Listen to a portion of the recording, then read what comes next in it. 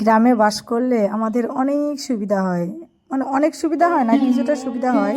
আবার অনেকে বলে শহরে থাকলে থাকলে অনেক সুবিধা হয়। হ্যাঁ, শহরে অনেক কিছু সুযোগ সুবিধা আছে, কিন্তু গ্রামে আমরা বাস করি, গ্রামে যেটুকু পাই তাতেই আমরা সন্তুষ্ট।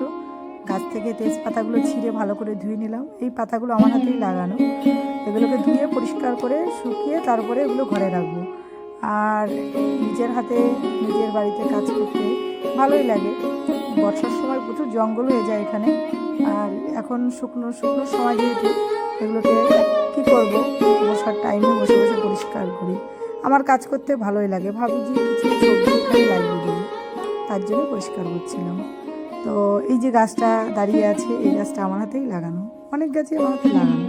এই পাতাগুলো দেখো আমি শুকিয়ে নিয়েছি, কত সুন্দর একটা কালার এসেছে, দারুণ না? তো আমাদের রান্নার কাজে ব্যবহার হয় সেটা সবাই জানে। আর কমেন্টে জানিও পাতাগুলো কত সুন্দর একটা কালার আসছে। কে কে পছন্দ করো, গ্রামের পরিবেশটা কার কার পছন্দ।